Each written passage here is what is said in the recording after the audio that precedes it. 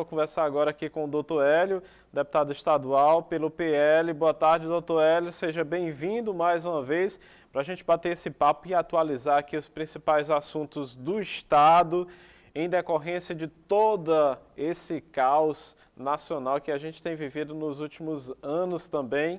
E eu gostaria até de comentar com o senhor, agora no bloco anterior, a gente passou a entrevista, o governador essa manhã, ele falou sobre uma questão muito esperada pelo servidor público estadual. A gente está na semana do servidor público e o governador anunciou um reajuste, né, para 2022, após as vedações legais aí em decorrência da pandemia, de legislação estipulada pelo governo federal. Qual é a sua expectativa aí para o atendimento do anseio das classes e dos servidores aqui no estado do Piauí em relação a essa notícia que o governador divulgou? Boa tarde, Helder. Boa tarde, todo o litoral. Primeiro, compreender que o que impossibilitava os reajustes é uma lei federal que proibia que houvesse qualquer tipo de reajuste até o final aqui do ano de 2021.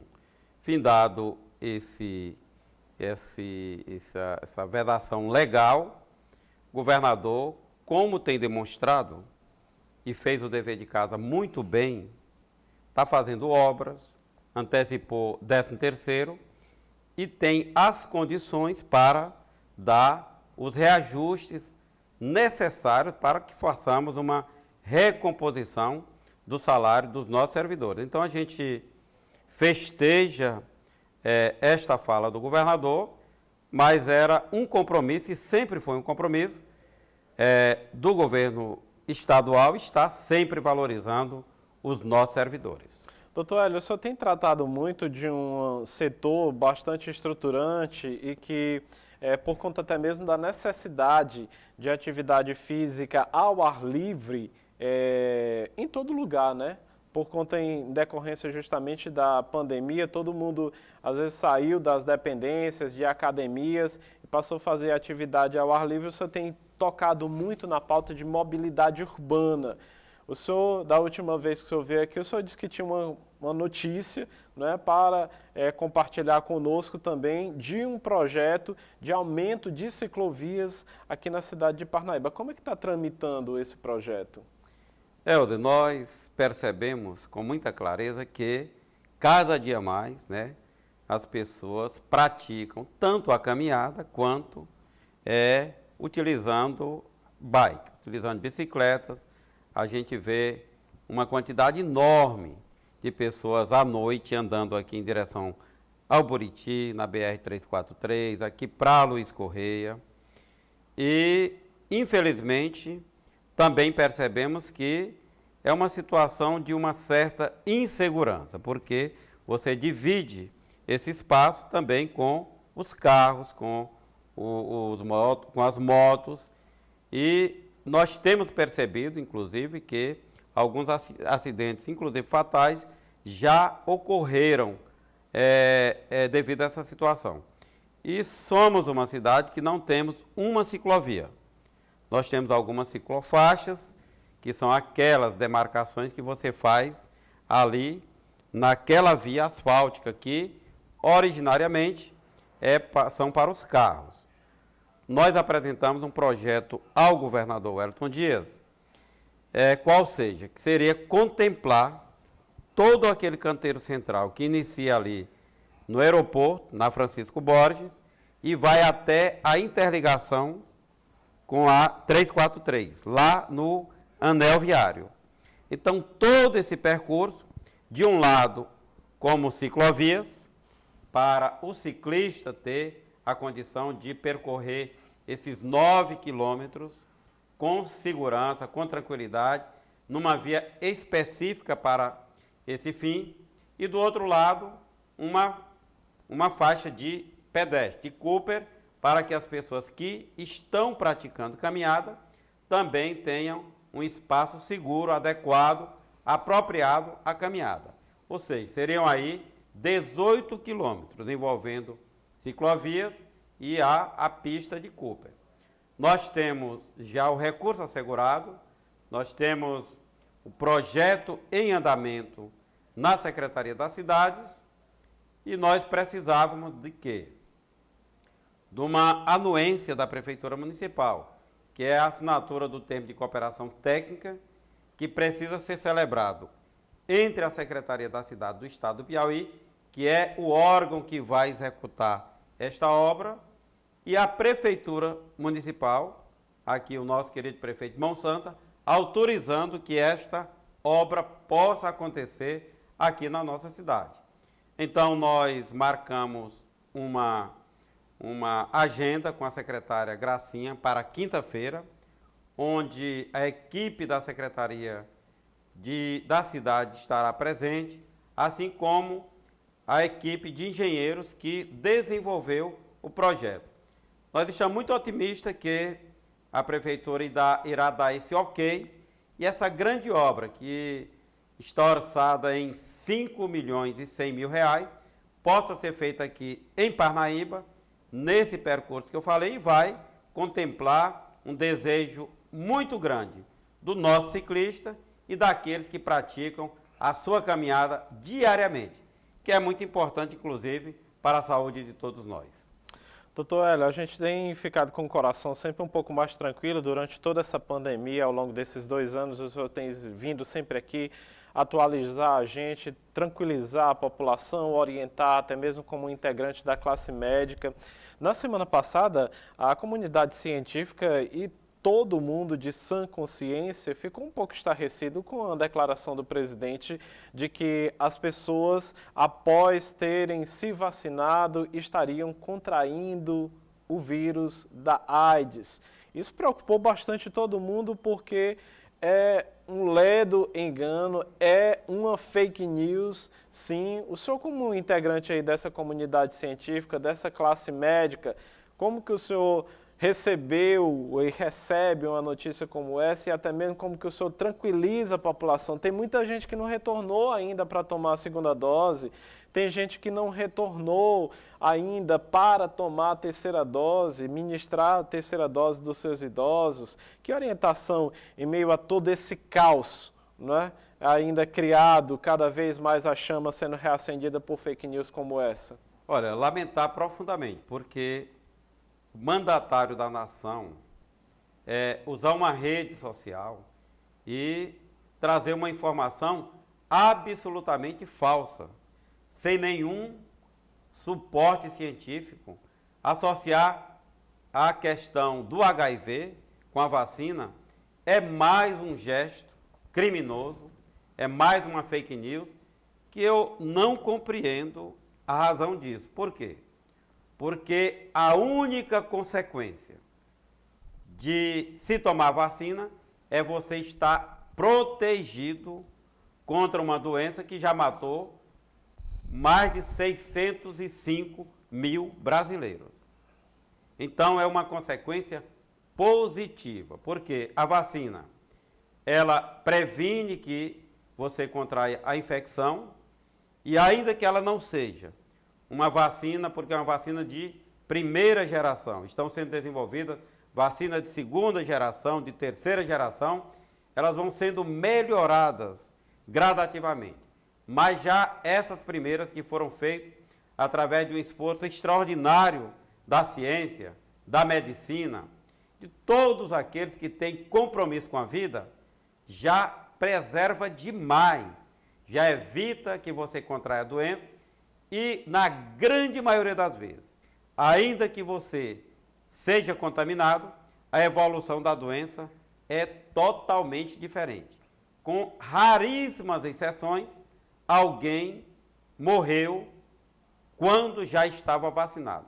Quando isso aconteceu, Helder, você vai atrás da história do paciente, é um paciente que às vezes é transplantado, é um paciente que às vezes é renal, crônico, é um paciente que tem uma deficiência já muito grande em relação à sua saúde. Então as pessoas colocam assim, olha, vacinou e morreu.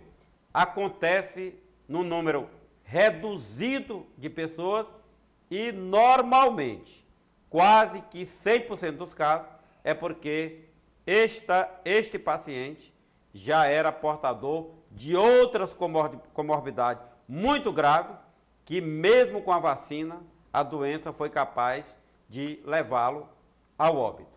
Mas é uma atitude criminosa, desmerecer, desqualificar a vacina, porque nós estamos percebendo que cada dia que a gente assiste o jornal, aqui a informação, inclusive da Costa Norte, são quedas na contaminação, queda no número de óbitos, e a única coisa nova que aconteceu foi a vacina. Tudo isso que nós estamos observando, uma queda contínua e gradativa dos gráficos que mostram a quantidade de óbitos no Brasil, se deve exatamente à vacinação. E também à consciência daqueles que compreendem que o bem maior de todos nós é a vida. Por isso nós temos que continuar ainda com a máscara, com o distanciamento adequado, mas fazer aquilo que é o benefício maior para todos. Procurar o posto de saúde e fazer a sua vacinação, a sua segunda dose, e aqueles que já estão habilitados, no caso da dose de reforço, porque isso é que vai dar a tranquilidade e a garantia de que teremos, se Deus quiser, um ano de 2022 parecido com aquilo que nós tínhamos antes da pandemia. Essa pandemia que trouxe resultados bastante catastróficos, a gente tem sempre mantido aqui esse diálogo franco, quando o senhor vem aqui ao Jornal da Costa Norte. Agora, a gente sabe que um dos piores efeitos da pandemia, junto de toda essa conjuntura nacional que nós estamos vivendo, é a fome, é a miséria, não é? É o custo de vida Brasil que tem batido a porta do cidadão. Nós, parnaibanos, não estamos distante de tudo isso. Claro. Não é? O senhor tem trabalhado na Assembleia Legislativa e na semana passada foi aprovado aquele projeto de concessão de benefício para os filhos órfãos da Covid-19, mas além desse tema que o senhor vem tratando junto da Assembleia, eu gostaria de lhe perguntar como que a Assembleia ela tem cobrado, tem acompanhado do próprio governo do Estado e até mesmo nessa relação e discussão com o governo federal sobre esse preço do combustível, que é uma das coisas que tem acarretado esse aumento vertiginoso do preço de tudo, desse custo de vida Brasil. Como é que o senhor tem acompanhado aí esses temas, não é? Tanto de benefício para a sociedade, como também em contrapartida de projetos de lei que possam minimizar esse custo de vida da população piauiense?